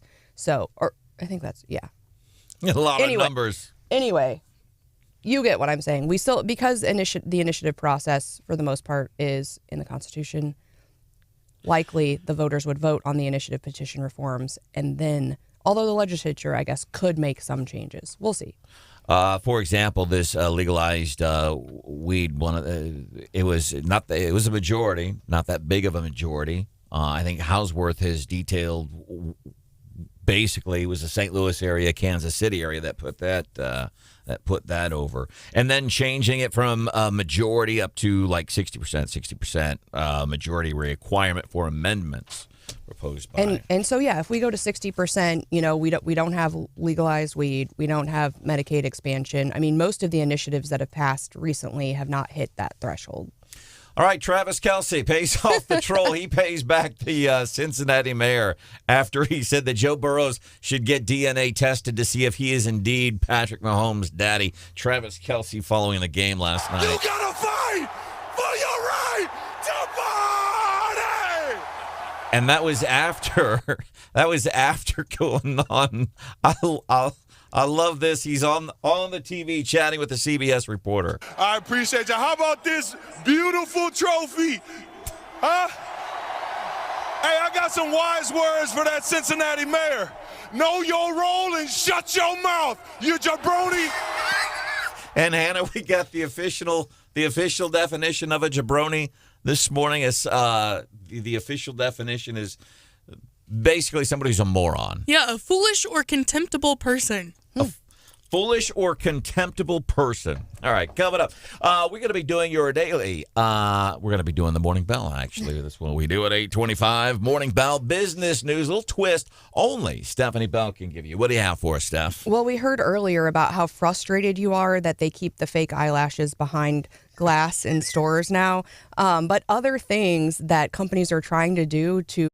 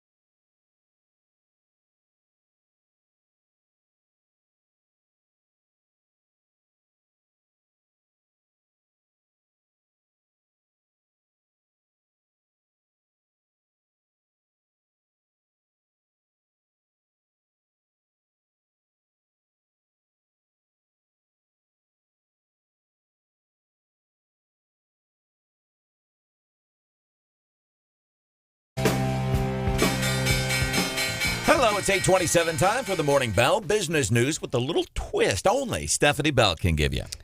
Earlier, Brandon, you were talking about how Lowe's is using RFID chips or some sort of new technology and also the blockchain, which typically when we talk about the blockchain, it's only used for like nefarious things in crypto and whatever else. And I'm like, is this thing ever going to be useful?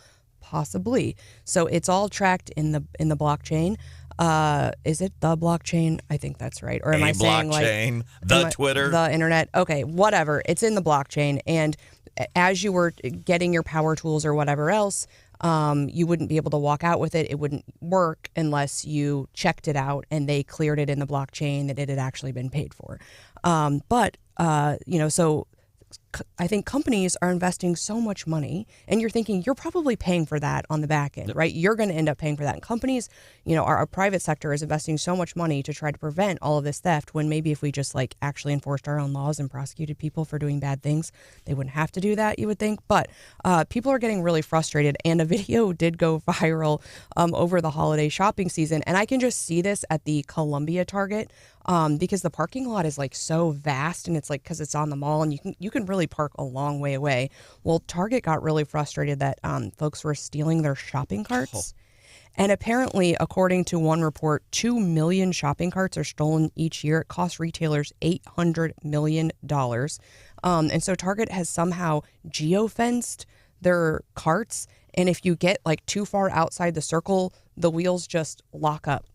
And have you seen this? Have you been anywhere with that? No, but again, I think it better, instead of making the wheels lock up, what if you take the cart too far and then it's like a dog shock collar? Well, some lady videoed these ladies, and you see a really frustrated like old lady, like a grandma whose cart won't go anywhere. Another lady just like stops, gives up, starts smoking a cig, is like, you know what, whatever. So people are definitely frustrated. I don't agree with the shock collar thing.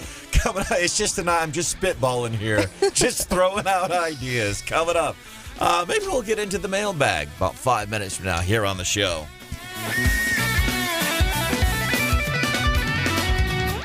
Has America been fair to Donald Trump? The people always know what's going on. I don't think the president knows how everybody is living right now, so I think the people are fair enough.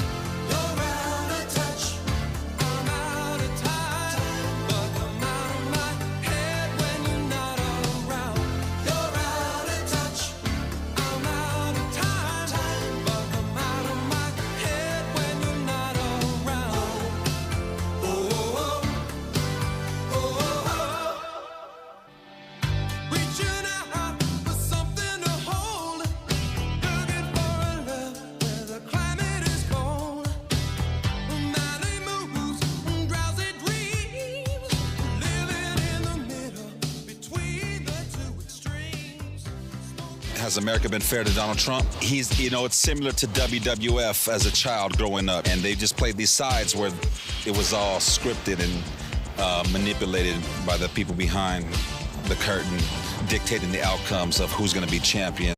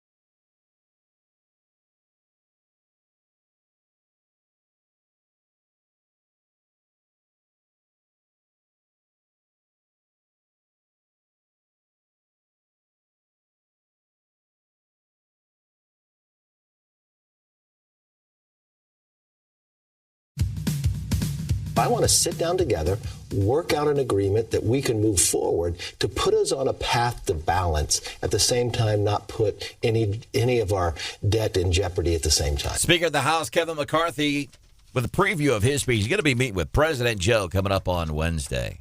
I hope it will go as calmly as he's making it sound, that it could potentially go there. Oh, we're going to sit down. We'd like to sit down together and, talk. I don't think it's going to go that way, but what do I know? Sitting here in mid-Missouri. Welcome into the show. It is Wake Up, Mid-Missouri, 93.9, The Eagle, 104.5, News Radio 950 KWOS. There is Stephanie Bell. Good morning. What was the highlight of your weekend? Oh, my gosh. That's so hard. Chiefs-Eagles show.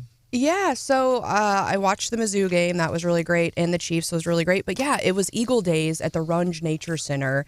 There were so many people. The cars were backed up on both sides of 179. But, yeah, we went into the show.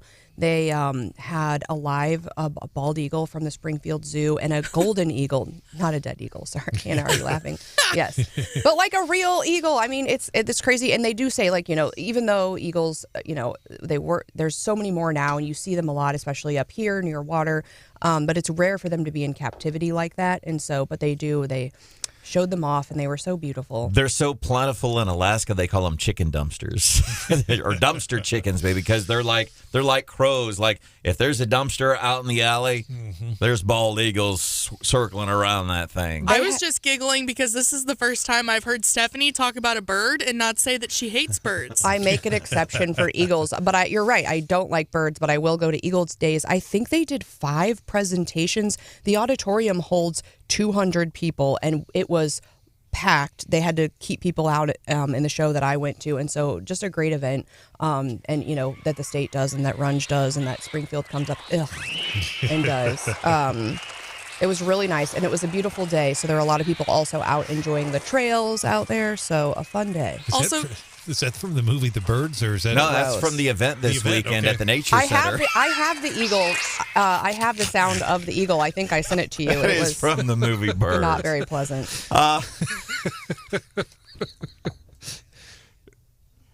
That's it. Well, good point. And they did they promoted it quite a bit. I thought they were going to do another one up off the 179 access, so I was a little unclear on the press advisor. It sounds like they were going to do a lot at the Runge Center, but they did have turnout's pretty amazing. They gave you a map to a second spot that had volunteers near an eagle nest where you were supposed to be able to see eagles in the wild. Wow. I did not make it there. Can we also just take a second to say thank you to our founding fathers for deciding to make the bald eagle our national bird instead of the turkey? No thanks to Ben Franklin, right? That was option A, wasn't it? The turkey was going to be our national bird. There were a lot of good nuggets of trivia at the eagle presentation, and that was one. Also, the women eagles are much bigger than the male eagles, which I didn't know. Didn't know that either. Yeah. Houseworth, highlight of your weekend?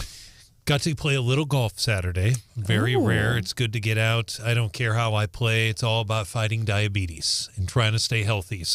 And I played okay. Need to work on my putting, but it was good to get out. Good. I'm glad you had a good time. What about you, producer Hannah? I can't just pick one highlight. I'm going to be that person.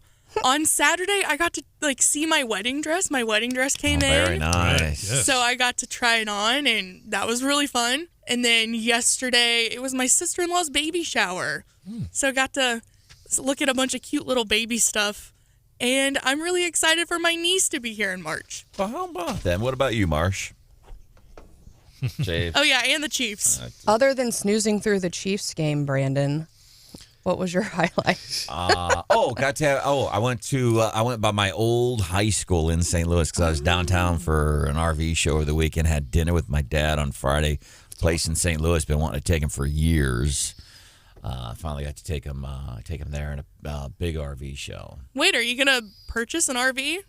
I'm gonna live in. I want to be that Chris Farley character from Saturday Night Live. I want to live in a van down. It's actually very trendy right now to live in a van. Also, you need to buy a lottery ticket because those things have more TVs in them than my house, and they're insane. When I lived in Idaho, I had 2 travel trailers at the same time because we used one to travel and one we parked up in the mountains by where we lived, and I was shocked at the prices of where they are now. And how nice they are. Yeah, they're nice. They're beautiful, but they even had some.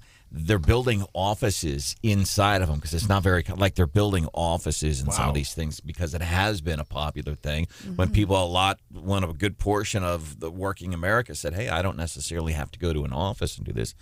I can do it from anywhere."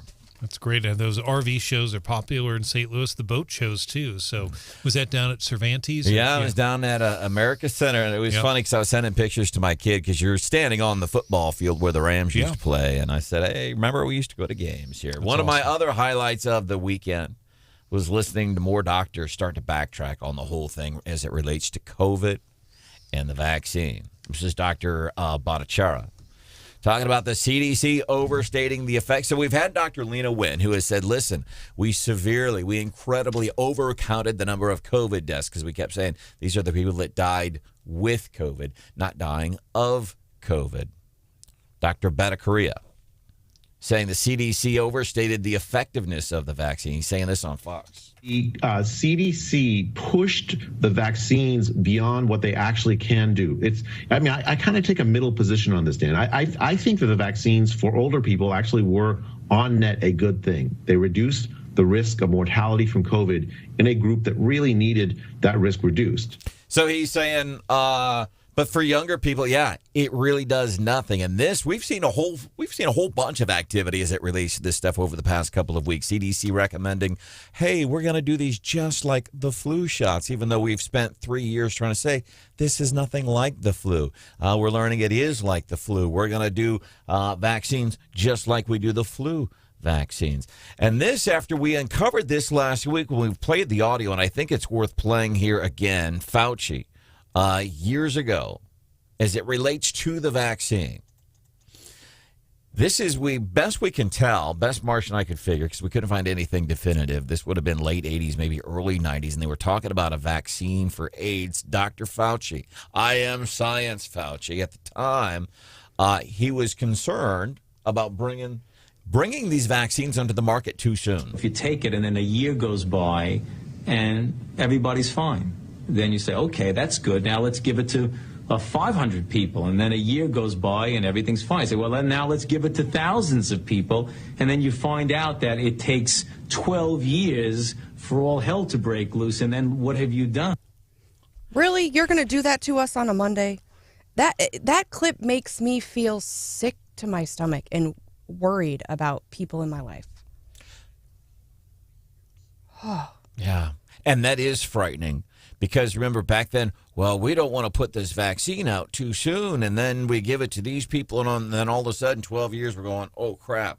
Wasn't that one of the biggest concerns that we'd had when they rushed this vaccine onto the market? We're like, hey, you're putting it out there awfully fast, man. I'm nervous about putting this in my body. I'm even more nervous that you're about dang near making me, almost dang near making me put it in my body when you have science himself, Fauci, saying years ago, I don't know if we want to put these vaccines out there that far. And we hate to play the I told you so game, but we were talking about and now as we go whole full bore on what the government did during the government pandemic that started in 2020, the PPP loans, remember? And we were worried about, well, there's going to be some incredible fraud. You're making it too easy. You're rushing this thing out. John Marsh, you were on this story last week. A guy I think in Camden, Missouri. A guy in Springfield. My goodness. Yeah, a restaurant owner in Springfield apparently went crazy with his PPP money. IRS agents last week seized a yacht, luxury cars, thousands of dollars worth of jewelry, and a 100-year-old Ty Cobb baseball card. Again, this is a guy who owns restaurants. Apparently, he applied for like 12 different PPP loans, took all the money, and let's see, what did he buy? A Lexus, 4 Transit vans, a Rubicon, Cadillac, an Outback. So, all those tax dollars I paid last year, and Biden gave them out in PPP loans. Apparently, this guy's living large. And these are people that got caught. What about all the people that didn't get caught? Oh, I think there are folks out here who are reading, and because I think that's what it was, oh, you're never going to get caught. It's a forgivable loan. You're going to just take the money. It's free money. And I think a lot of people got told that. And I'm hoping they see this article, and I'm hoping it's causing some people some heartache.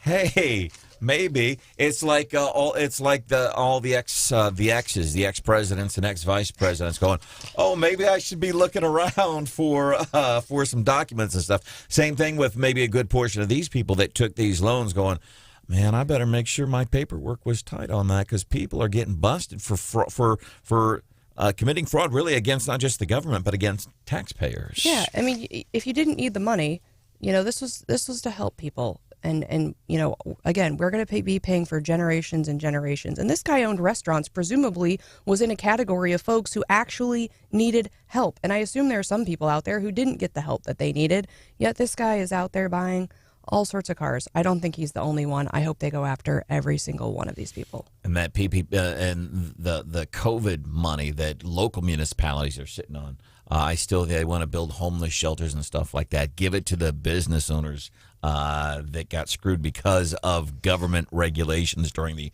government pandemic. Coming up, leftovers. We'll open up the refrigerator and check out some of the things that we didn't have a chance to get into during the show. We'll do that right before we slide into the Gary Nolan show here on Wake Up Mid-Missouri on 93.9 The Eagle and 104.5 News Radio 950.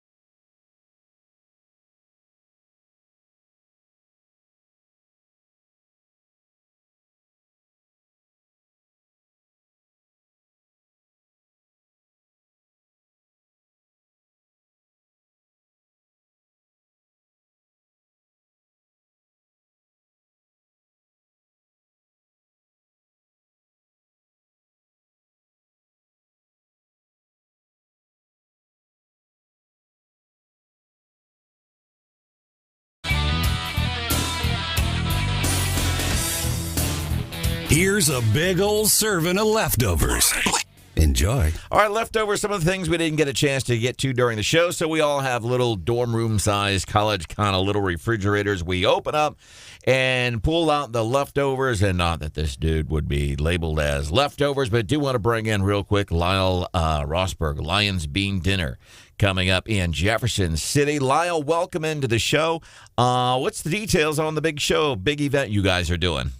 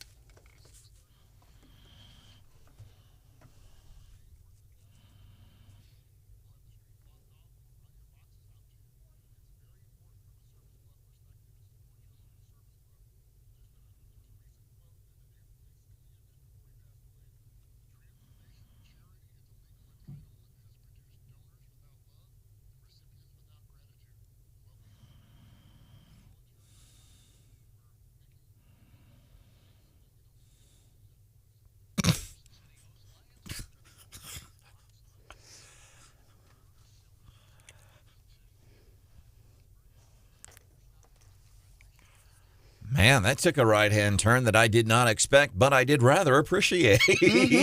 Quoting a former Supreme Court justice and saying, listen, we can help, we do it in the private sector. That's a little bit of what is in the leftover fridge this morning. Steph, anything tasty your way? Oh, some more business news. So the futures are down because we're expecting the market's watching a big earnings report week this week on the market. So we expect to hear about Apple and Amazon and folks like McDonald's, a lot of stuff going on with big tech. So right now, again, the market is reflecting that, and the futures are down. I would also say, I guess, Wall Street Journal saying 87 Bed Bath & Beyond stores are closing. So more bad signs for the economy. Although I will say Sam's Club announced late last week that they are opening 30 new stores. So maybe, they could move into those old Bed Bath & Beyonds. Who knows? You win some, you lose some. John, you got anything for leftovers?